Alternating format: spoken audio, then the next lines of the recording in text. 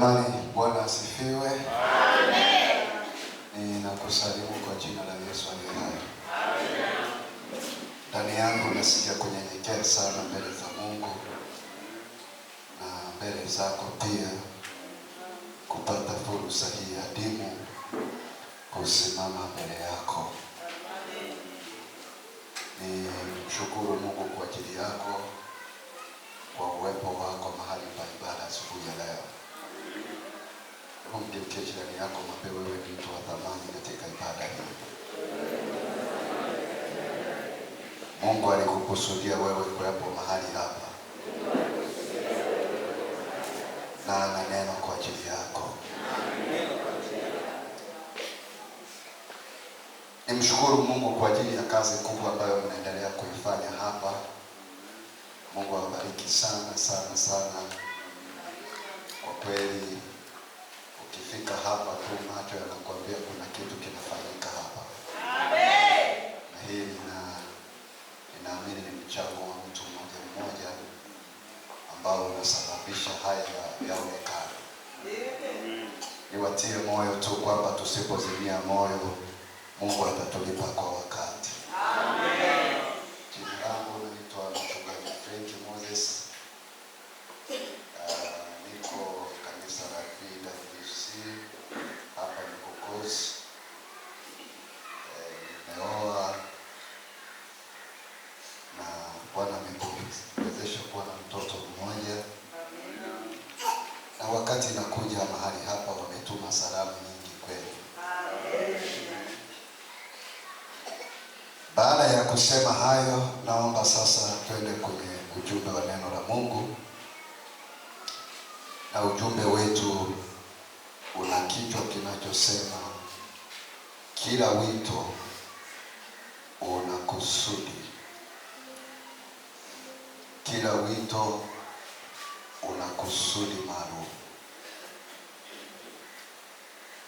Fungua nami katika andiko letu la msingi la Yeremia sura ile ya kwanza. Yeremia sura ile ya kwanza, ule mstari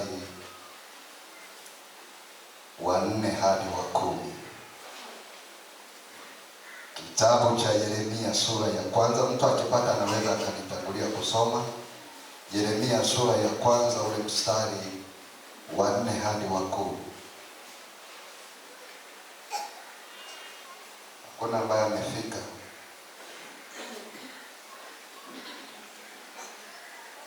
Yeremia sura ile ya kwanza mstari wa 4 hadi wa 10. Asoma. Asante.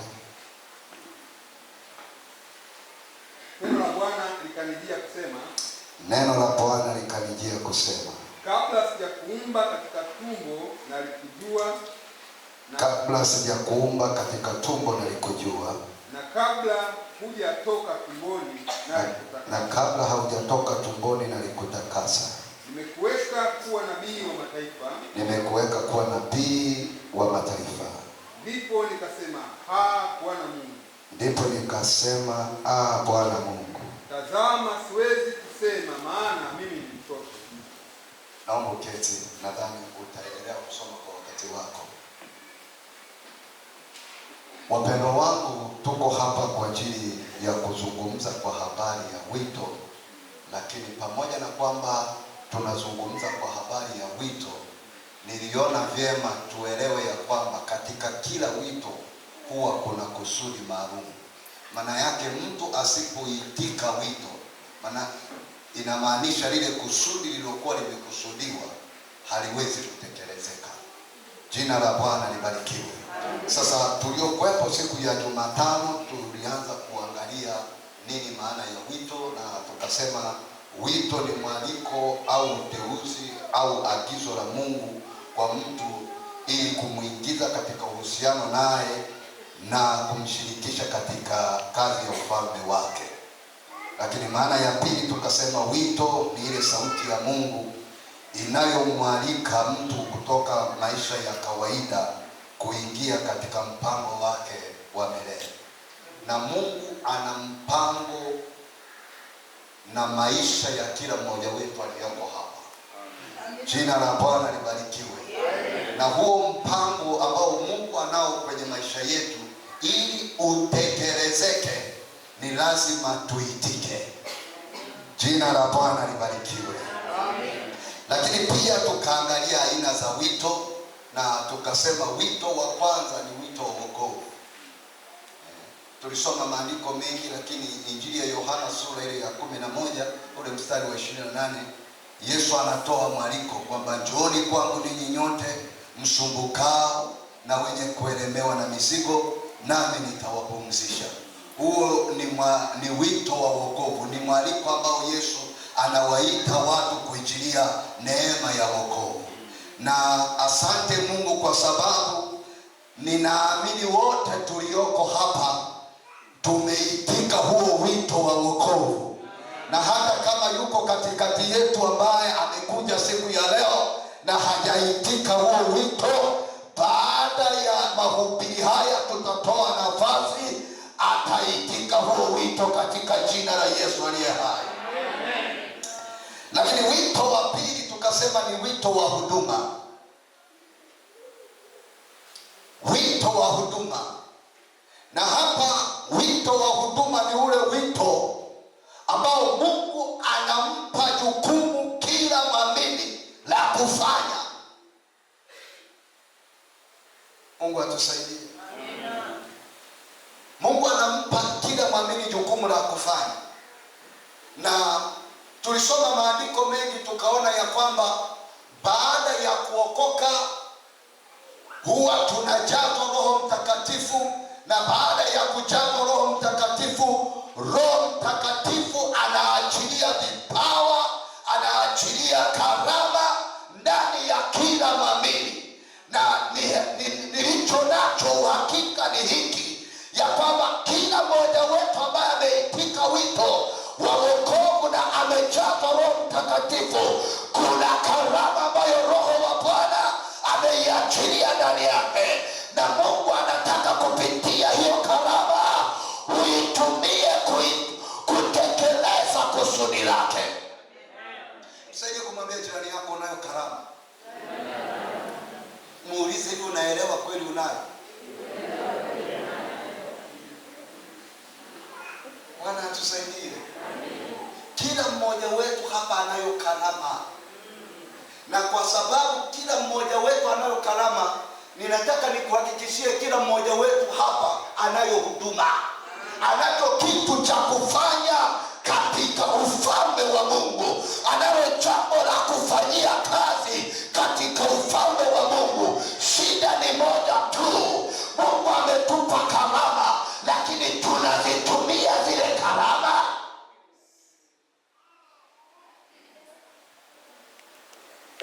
Hilo ndio changamoto iko hapo. Hebu angalia jirani yako, hivi unaelewa una karama na gani?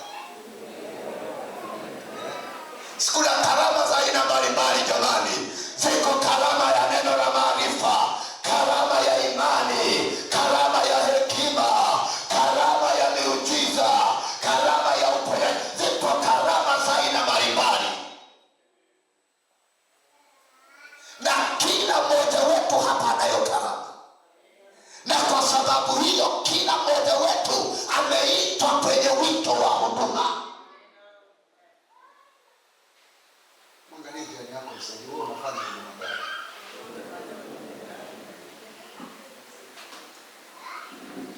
Hakuna mtu ambaye Mungu amemuita kwenye wito wa wokovu halafu akamleta tu au anaingia na kutoka kanisani.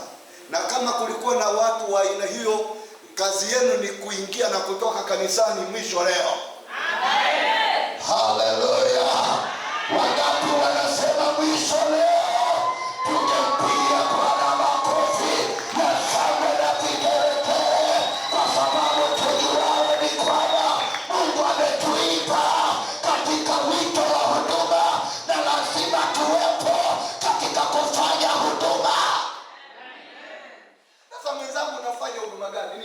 Niliwaambia siku ile ya Ijumaa kama sio Jumamosi kwamba wapendwa wangu, duniani kuna watu wa aina mbili tu.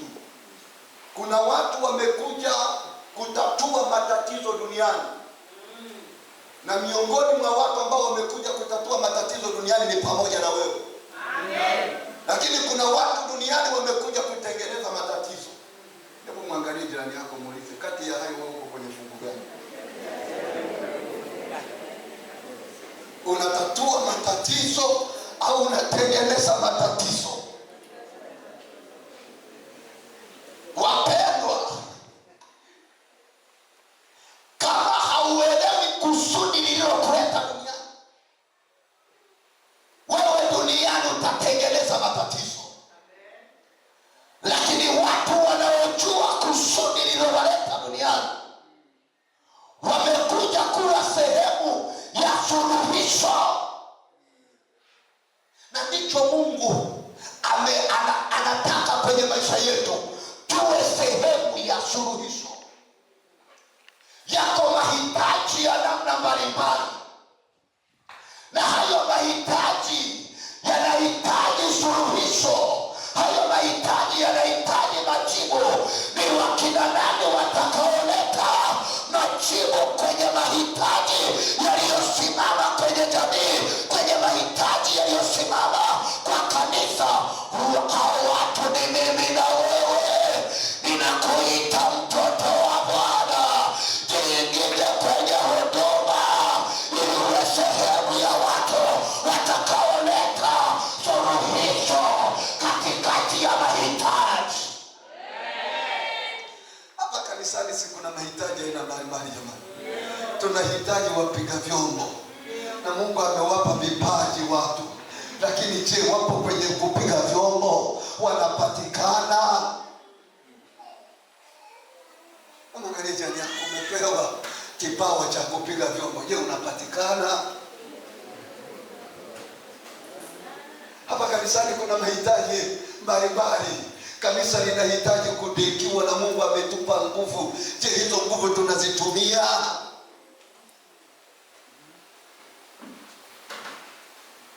Yako mahitaji mbalimbali. Mungu anatafuta waimbaji, Mungu anatafuta wainjilisti, Mungu anatafuta mitume, Mungu anatafuta manabii, Mungu anatafuta washauri, Mungu anatafuta watu watakaowasaidia wengine. Hao watu ni wakina nani? Bwana amekuita wewe ili kuja kuwa sehemu ya suluhisho. Jina la Bwana libarikiwe. Jamani, tumepewa karama. Tumepewa karama. Na watu wa Mungu, sitatenda haki kama sitakwambia kila ulichopewa kuna siku utakitolea hesabu. Yaani wewe fanya ufanyavyo, lakini ujue madamu una mtazamo wa kwenda kwenye uzima wa milele, kuna siku tutasimama kwenye kiti cha enzi cha Mungu kwa ajili ya kutoa hesabu ya vile ule uwezo aliokuwa ametupatia tuliutumiaje. Itakuwa ni hasara kubwa kama Mungu ameachilia uwezo ndani yako alafu ukautumia kwa matumizi binafsi ya maisha yako. Mungu anataka tuutumie huo uwezo aliotupa kwa ajili ya kujenga ufalme wake na kuwabariki wengine. Jina la Bwana libarikiwe. Na hivyo vitatimizwa pale utakapoingia kwenye huduma. Hivyo vitatimizwa pale utakapoitika wito wa huduma. Hivi ninazungumza na watu walioitika wito wa huduma au bado hawaelewi, wanaona maruweruwe, hawajui nini cha kufanya. Yesu atusaidie. Nitajikuta tena nafanya marudio ya mahubiri jamani.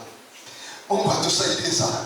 Lakini Mungu ametuita wito wa kiutumishi. Ni wito wa kiutumishi, ni ule wito ambao Mungu amempa kila mmoja wajibu. Kila mmoja amempa kazi ya kufanya. Mpendo wangu, nitakalo utoke nalo, hata kama mengine hautatoka nalo, ni hili: unayo kazi ya kufanya. Sina uhakika kama unaifanya, na kama unaifanya unaifanya kwa uaminifu. Lakini wito wa tatu ni wito wa kiutume. Huu ni wito maalum.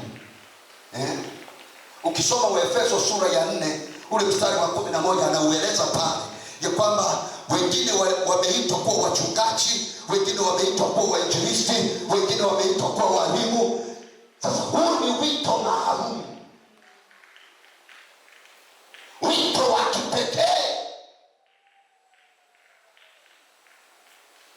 Jina la Bwana libarikiwe. Na leo hapa jimbo limenituma kuja kutafuta wale ambao Mungu ameweka mzigo ndani yao kwa ajili ya kuwa wachungaji. Mbingu imekuamini. Mwambie jirani yako, mbingu imekuamini. Wako watu wengi wangeweza kuchaguliwa. Wewe ni nani hata uchaguliwe? Halafu unachaguliwa. Hivi kweli kuna mtu aliwahi kuchaguliwa na rais? Yaani rais anamchagua kuwa waziri mkuu halafu anakataa. Inatokea. Yaani rais amefanya uteuzi wa jina la kuwa waziri mkuu, halafu yule waziri mkuu aliyeteuliwa anasema mimi kwa kweli hiyo kazi siitaki. Sasa kama katika hali ya kawaida tu rais akimpa mtu kazi hawezi kukataliwa, Mungu si zaidi? Yaani kila mtu anayeteuliwa na rais anaona rais amempa heshima. Kwa nini hamtaki kuona kwamba Mungu kukuchagua katikati ya watu wengi amekupa heshima? Heshima ya Mungu ni zaidi ya heshima ya rais.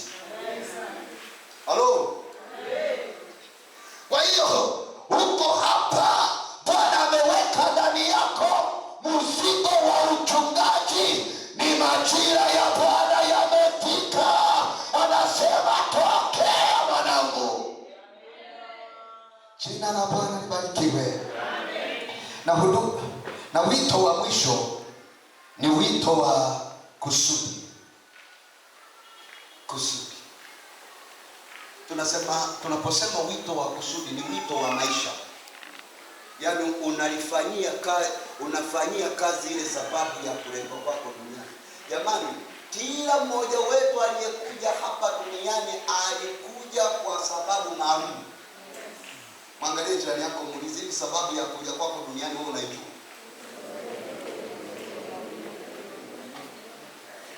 Unajua kama hauelewi sababu ya kuja kwako duniani, wewe duniani ni kama mzururaji. Sasa hata serikali tu haitaki watu wa duniani. Maana mtu ambaye hajui sababu yake ya kuletwa duniani ni mtu ambaye hajui anakotoka wala anakokwenda. Kokote anaweza kwenda. Unajua ukikutana na mtu njiani ukamuuliza, mpendwa unaenda wapi? Akakwambia nipo tu. Basi twende Kariakoo. Ataunga tena. Maana si hana pa kwenda, hajui atakokwenda. Ukimwambia twende Mkuranga, ataunga tena. Hajui pa kwenda. Mungu atusaidie. Sasa wapendwa wangu, ninachotaka nikwambie ni hiki. Mungu hakutuumba tuje tuijaze dunia tu. Mungu ametuumba tuje duniani kwa sababu maalum. Na hiyo sababu ndiyo natakiwa kuifanyia, kuitekeleza maisha yako yote. Swali ni hili, sababu ya kuletwa kwako duniani unaijua? Iko hivi. Mchungaji Emmanuel Shuromba alizaliwa kwa sababu ya kuja kuwa mchungaji wa ngoma. Yaani Mungu alimleta duniani, akampitisha kwenye mazingira aliyompitisha, na akamruhusu kukua katika mazingira aliyokuwa. Mwisho wa siku Mungu alikuwa anajua ya kwamba mwaka fulani nitakuwa na hitaji la mchungaji tu wa ngoma, na huyu mtu atakuwa ni Emmanuel Shuromba. Na kwa sababu ni mwaka fulani nitamruhusu azaliwe mahali fulani kwenye mazingira fulani ili yale mazingira yamtengeneze, lakini si hivyo. Mwaka fulani nitampelekea wito wa wokovu ili aokoke. Baada ya kuokoka nitaachilia karama ndani yake. Baada ya kuachilia karama, miaka fulani huyu mchungaji Sulemani atakuwa amekomaa, na kwa sababu atakuwa amekomaa atakwenda kusimamia kanisa langu la Tuangoma. Kwa hiyo mchungaji Sulemani hajaja duniani kwa bahati mbaya, amekuja duniani kwa sababu maalum, na sababu yenyewe ni yeye kuwa mchungaji Tuangoma. Sababu ya wewe kuletwa duniani ni nini? Sababu wazururaji. Naongea na watu wanaojua wanakokwenda au nazungumza na wazururaji? Sababu ya Mungu kukuleta duniani wewe ni nini? Jina la Bwana libarikiwe. Jina la Bwana libarikiwe. Habari njema ni hii, Mungu amekuleta duniani kwa sababu maalum. Jitafute mwanangu kujua. Unajua wakati mwingine unaweza ukaishi duniani, yaani unakimbizana tu na hata uelewi mwisho wa hayo makimbizano ni nini. Tafuta kujua Mungu amenileta duniani mimi kufanya nini. Hicho ndicho Mungu anataka yawe maisha yako hapo. Na hapo kwenye hicho ndicho Mungu ameweka baraka zake zote.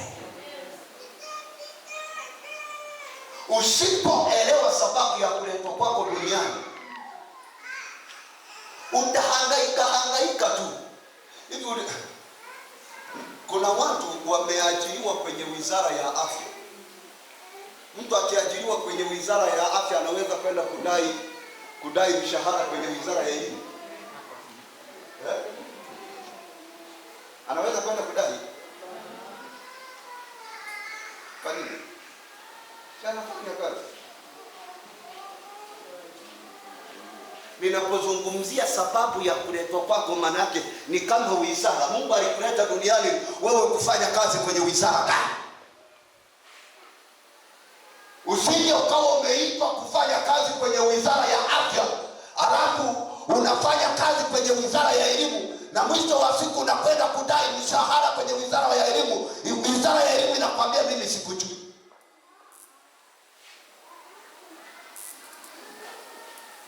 Unajua sababu ya kuletwa kwako duniani? Mungu atusaidie. Kwa hiyo wito wa nne ni huu wito wa maisha. Wito wa maisha ni ule wito wa kulitumikia kusudi lililo kuleta duniani. Jamani, jina la Bwana libarikiwe. Nilikuwa napitia tu hapo, lakini siku ya jana tukazungumzia juu ya vikwazo vya wito.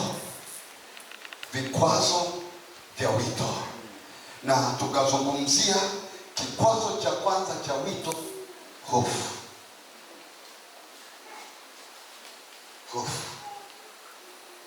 Wakati mwingine kuna watu wanaelewa kabisa mimi nimeitwa, na ndani anasikia msukumo kabisa kwamba Mungu ananiita, lakini anashindwa kuanza, anashindwa kuchukua hatua kwa sababu tu ya hofu. Hofu inamfanya mtu asiuone uwezo alionao. Hofu, ziko hofu za aina nyingi. Nikiitika wito, nikianza nikashindwa, itakuwaje? Hofu ya kushindwa.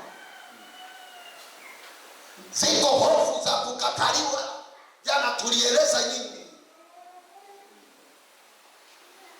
Ziko hofu za familia. Hivi nikiitika familia itanionaje? Marafiki zangu watasemaje?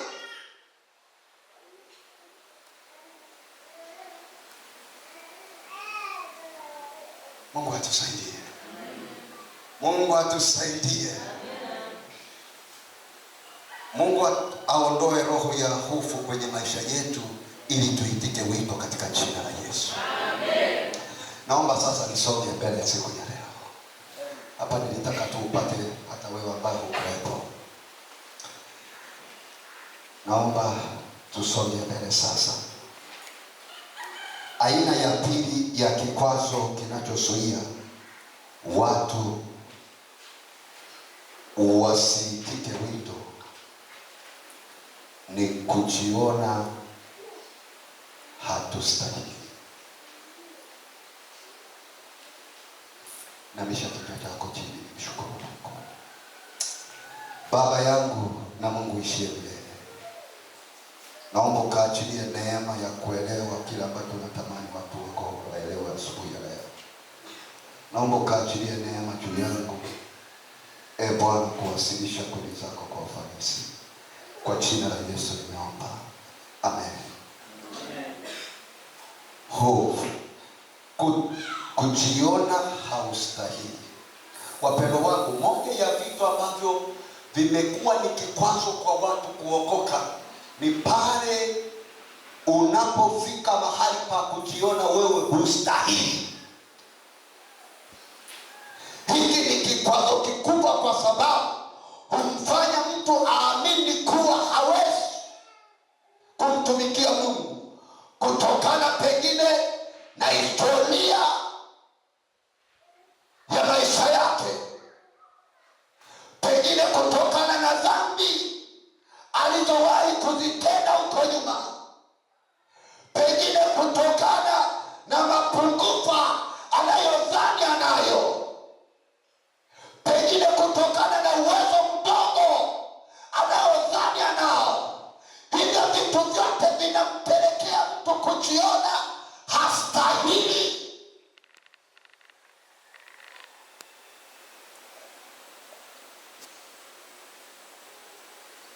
Halo. Unajua kuna watu duniani wamejikataa wenyewe. Kama mmeja yako sio. Kuna watu duniani wamejikataa wenyewe. Yaani wenyewe wanajiona sio kitu. Wenyewe wanajiona hawawezi. Wenyewe wanajiona ni wa kushindwa. Wenyewe wanajiona hakuna wanachoweza kufanikisha. Kwa hiyo ukimwambia kuitika wito, anawaza kwamba anayaona yale mambo ambayo anahisi au yeye hastahili. Mungu atusaidie. Mungu atusaidie. Niliwaambia waliokuwepo siku ya Jumatano na siku ya Ijumaa na Jumamosi, Mungu hatafuti watu wakamilifu. Halo? Mungu haiti watu wakamilifu. Mungu haiti watu wenye uwezo. Mungu anachotafuta ni mtu mwenye utii na imani mbele zake.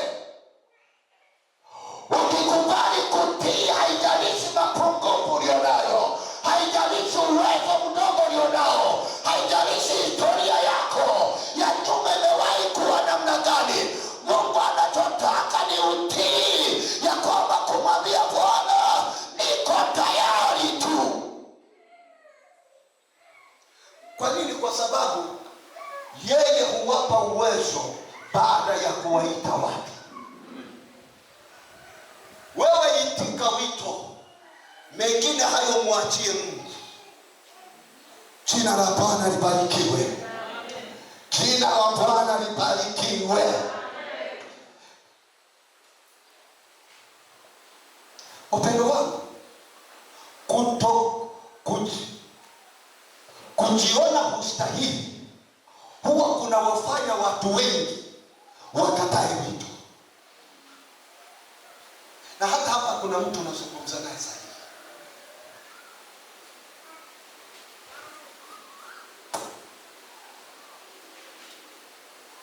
Kuna uwezo Mungu ameuweka ndani yako, lakini huo uwezo umeshindwa kwanza kuutumia kwa kwa sababu tu unajiona wewe hustahili. Unajiona ya kwamba wako watu bora kuliko wewe. Kuna kipindi kwenye maisha yangu Mungu alikuwa ananisemesha vitu, na anaponisemesha vitu vinakuwa ni vitu vikubwa. Yaani wakati mwingine ananisemesha kwenda kuzungumza na mtu mkubwa, unajua, mpaka wakati mwingine nikawa namwambia Mungu, hivi mtu wa hadhi hii, kwa nini usingesema na fulani ndiye aenda akaseme naye?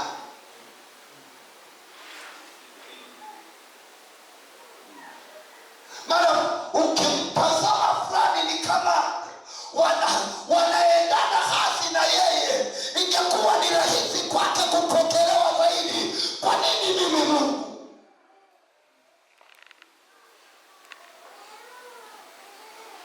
Yaani najiona mimi sistahili, ila fulani ndio anastahili.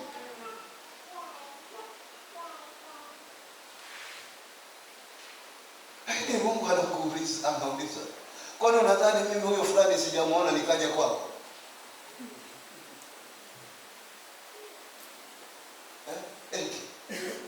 Unahisi macho yangu mimi Mungu hayajamuona mpaka nikaja kwako? Mungu atusaidie jamani.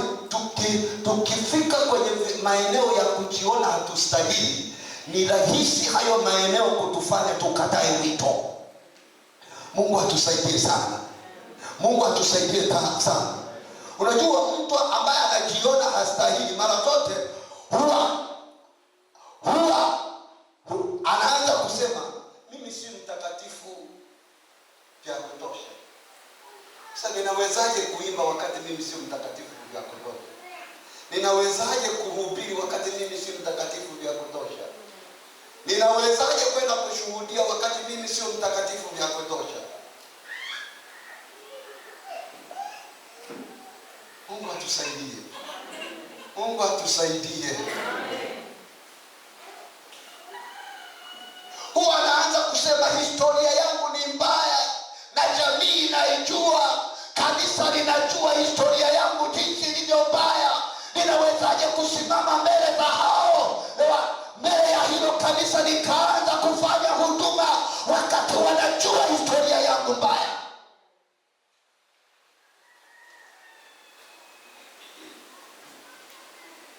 Yesu atusaidie.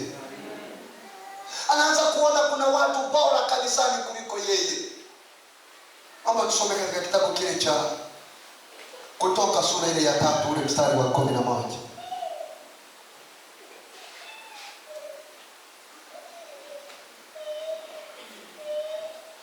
Mnisaidie kusoma haraka ili nikomboe wakati wa baba wangu. Ninavyo vingi.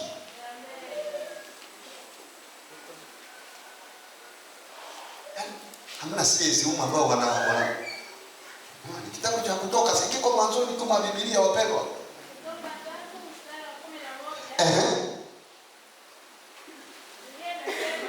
Musa akamwambia Mungu, mimi ni nani hata niende kwa Farao nikawatoe wana wa Israeli watoke Misri? Sio. Yaani Musa anamuuliza Mungu anamtuma Musa kwa Farao akawakomboe taifa la Israeli utumwani. Lakini Musa anamuuliza Mungu, mimi ni nani hata niende kwa Farao? Yaani kwa lugha nyepesi ni kama anamwambia, mbona mimi sistahili kwenda kumkabili Farao? Mbona mimi sina uwezo? Farao sio hadhi yangu. Ninawezaje kwenda kumkabili? Wapendwa wangu, Musa alikuwa anayatazama mapungufu alionayo, wakati wanadamu wanatazama mapungufu walionayo. Mungu hatazami mapungufu. Mungu analitazama kusudi lake. Mungu analitazama kusudi lake. Na Mungu anapolitazama kusudi lake, anakuona wewe ndio mtu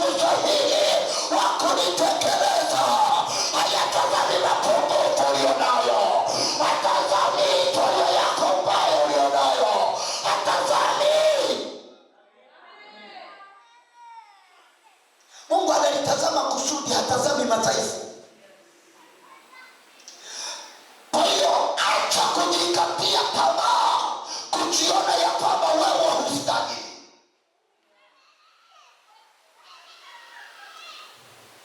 Hayo ni mawazo ya adui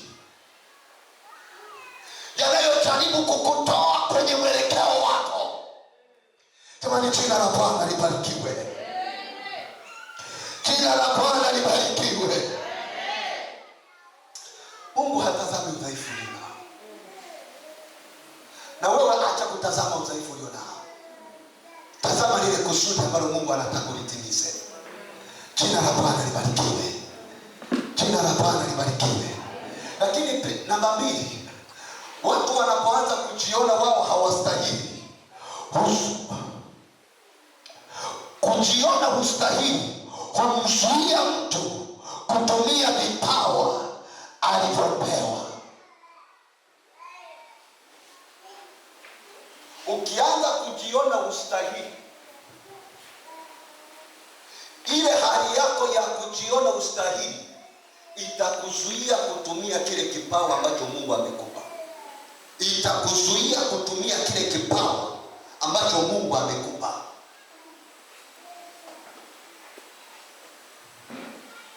Mungu atusaidie. Jamani, Mungu atusaidie. Sasa usikubali kufika mahali hapo pa kujiona wewe ustahili, wewe unastahili.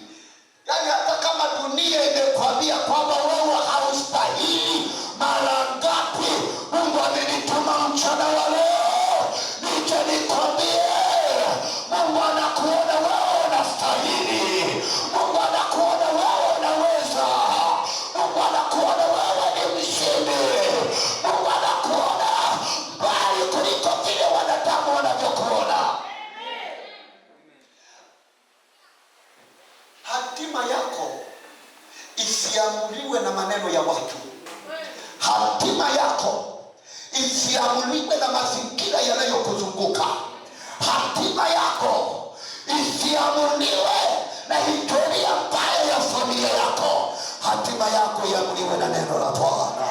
Na neno la Bwana ni hili: Mungu anakuwazia mawazo yaliyo mema, kukupa tumaini siku zako za mwisho. Mungu anakutazama katika mtazamo tofauti na vile unavyojiona. Inuka mtoto wa Mungu, inuka. Jina la Bwana libarikiwe. Jina la Bwana libarikiwe. Wapendwa wangu, ukianza kujitazama, ukianza kujiona ustahili, utashindwa kutumia kipawa. Kwa nini? Kwa sababu utaanza kuona hata kipawa ulicho nacho ni kidogo. Si ndio? Na kwa sababu ni kidogo unakificha. Si kuna watu yani hapa nazungumza, kuna karama wanazo. Wapendwa wangu, acha niseme hivi. Unajua mtu, mwanadamu yeyote anatengenezwa na vitu kadhaa. Bwana atusaidie. Mwanadamu yeyote anatengenezwa na vitu kadhaa. Yaani wewe ni rasilimali hivyo wewe ni rasilimali. Wangapi wanaelewa hivyo?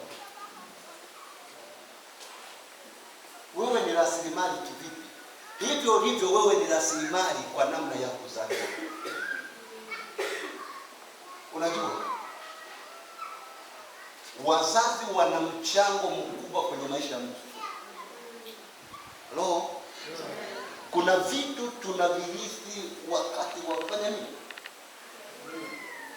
Wakuzaliwa. Sindio? Kwani rangi ya mtu huwa inaamuliwa wakati amezaliwa, mara baada ya kuzaliwa?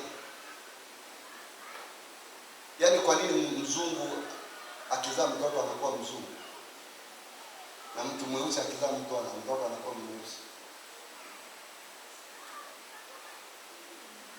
Kuna vitu vinaamuliwa saa ya kufanya nini? Kuna vitu tunarithi kutoka kwa wazazi wetu, na hivyo vitu tunavyorithi ndio vinaitwa vipaji. Halo, vinaitwa mojawapo ya vitu ambavyo tunalisi kutoka kwa wazazi ni akili. Kuna wazazi darasani walikuwa ni virasa, lakini angalia sasa hivi wanapohangaika na watoto wao. Yaani hili mtoto sielewi akili yake. Sasa akili yake mbona wewe ulikuwaje?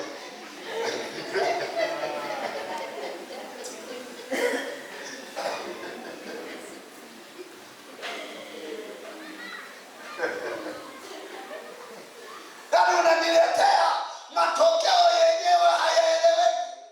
Mtoto awe na ujasiri akwambia baba basi wewe naenda lete ya kwako na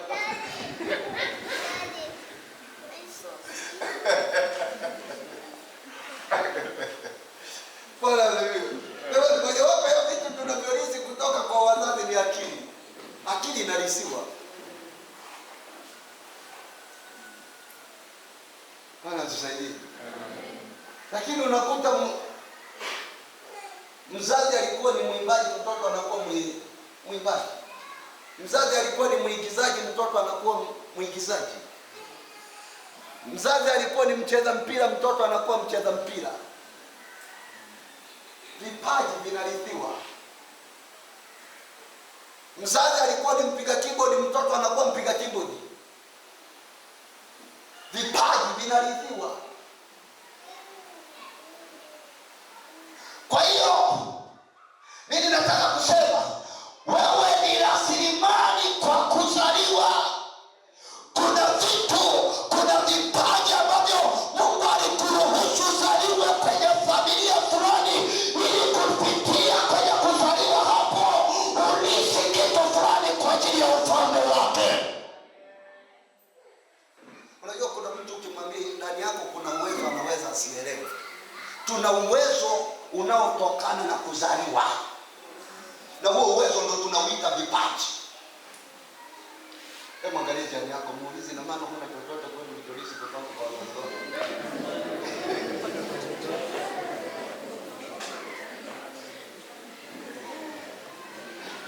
Ni kweli kabisa, huna chochote ulichorisi wewe kutoka kwa wazazi wako. Ni kweli. Mwingine anasema ya kwamba nimenunua ng'ombe, ninataka nikawajaribu shambani. Mwingine anasema nimefanya hiki. Wakristo wa leo wamejaa ushuru. Wakristo wa leo wamejaa visingizio. Hawaitiki mwaliko waliopewa kwa sababu ya visingizio na ushuru. Bwana anasema geuka, achana na visingizio. Bwana anasema geuka, ondoka kwenye hivyo, kwenye ushuru. Unajua kuna watu ni mabingwa wa kutoa ushuru. Yaani yeye hapatikanika kila mara. Ukimpigia simu na unataka kumpa jukumu, wewe tarajia kukutana na ushuru. Mungu atusaidie. Wapendwa wangu, tukiipenda dunia na mali itatufanya tushindwe kumtumikia Mungu. Bwana atusaidie sana. Nini nataka niseme? Hawa watu walikuwa wanatoa visingizio, walikuwa wanatoa ushuru. Kuoa ni jambo zuri. Kununua ng'ombe ni jambo zuri. Walitoa, yani vitu walivyokuwa wamefanya ni vizuri kabisa. Lakini ukweli ni huu. Hata mambo mazuri yanaweza kuwa kikwazo.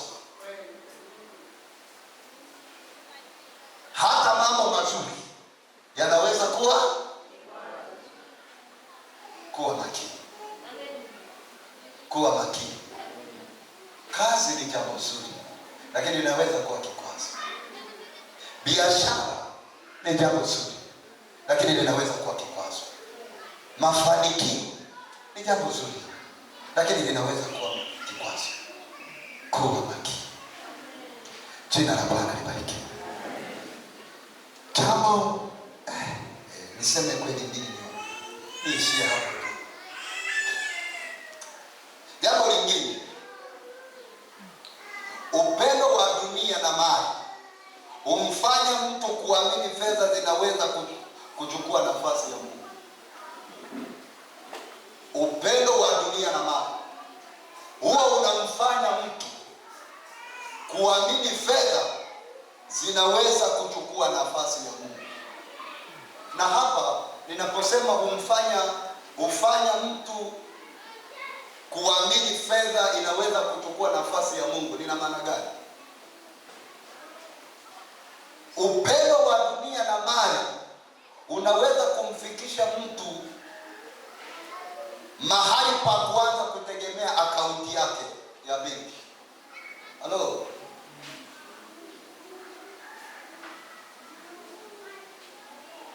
Halo?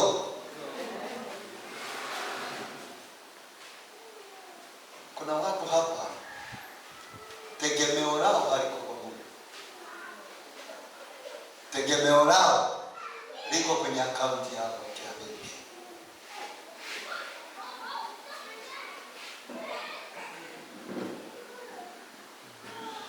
Mungu atusaidie. Wapendwa, tegemeo letu halipaswi kuwa kwenye akaunti zetu za benki, bali tegemeo letu linatakiwa kuwa kwenye ahadi za Mungu. Amen. Ahadi za Mungu ndiyo maisha. Amen. Ya mwamini. Naomba tusome Timotheo wa kwanza sura ile ya 6 mstari wa 9 hadi wa 10.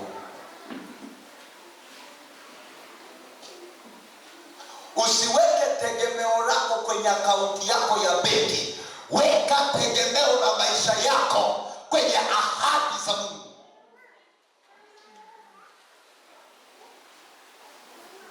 Timotheo anasema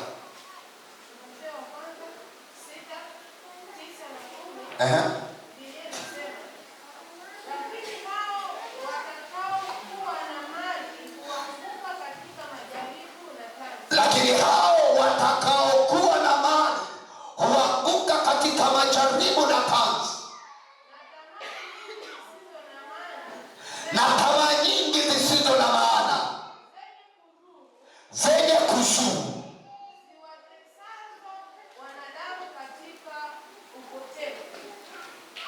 Bwana asifiwe. Naomba watasoma kwa wakati wao. Bwana asifiwe. Wapendwa wangu, andiko hilo tulilolisoma hapo,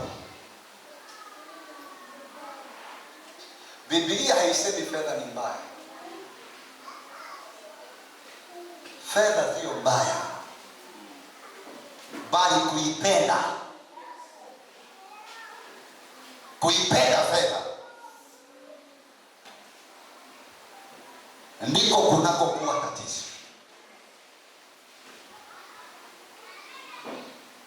Kuipenda nini? Fedha.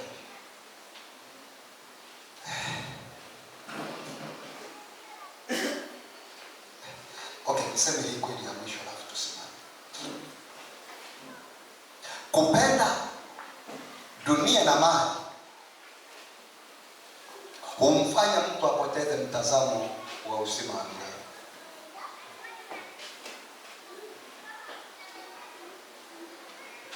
Wapendwa, tumeitika wito wa wokovu kusudi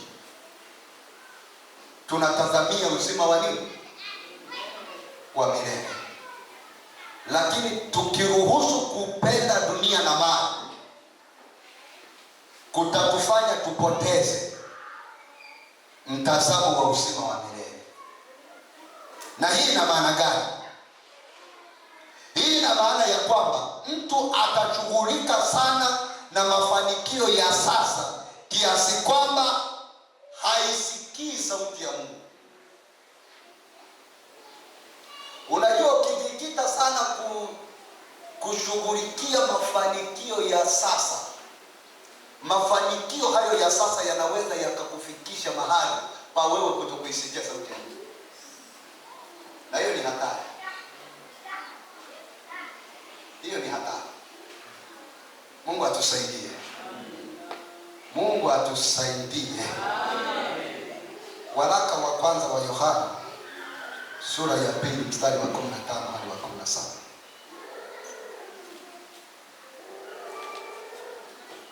Naomba tusome hilo andiko la mwisho.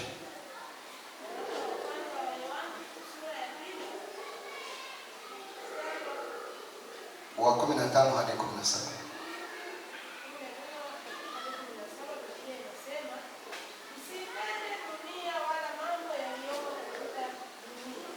Msipende dunia wala mambo yaliyopo katika dunia. Mtu akiipenda dunia, kumpenda Mungu hakutakuwemo ndani yake. Maana kila kilichoko duniani, tamaa ya mwili, tamaa ya macho na kiburi cha uzima havitokani na Baba, bali vinatokana na dunia. Na dunia inapita pamoja na tamaa zake. Bwana asifiwe. Bali yeye afanyaye. Asante, nadhani watasoma kwa wakati wao. Ninachotaka niseme hapa ni hiki. Dunia na vyote vilivyomo vinapita. Mapenzi ya Mungu yatadumu milele. Kwa sababu dunia na vyote vilivyomo vinapita, usiwekeze muda wako kwa mambo ya dunia zaidi. Wekeza muda wako kwenye kufanya mapenzi ya Mungu.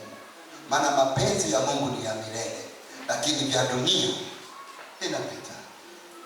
Kuna mtu mmoja anaitwa kwenye Biblia, anaitwa Demas. Wasomaji wa Biblia watakuwa wanafahamu. Ukisoma kwenye kitabu cha Timotheo ile sura ya 2 ule mstari wa 4 hadi wa 10, Mtume Paulo anamzungumzia Demas ambaye alikuwa mfanyakazi pamoja na Paulo. Lakini huyu Demas alifanya kazi pamoja na Paulo kwa muda. Wakati wanaendelea kufanya kazi ya Mungu, roho ya kuipenda dunia ikamwingia Demas. Roho ya kuipenda dunia ilipomwingia Demas, Paulo anasema Demas amefanya nini? Ameniacha. Kwa hiyo Demas aliacha kazi ya Mungu kwa sababu ya kupenda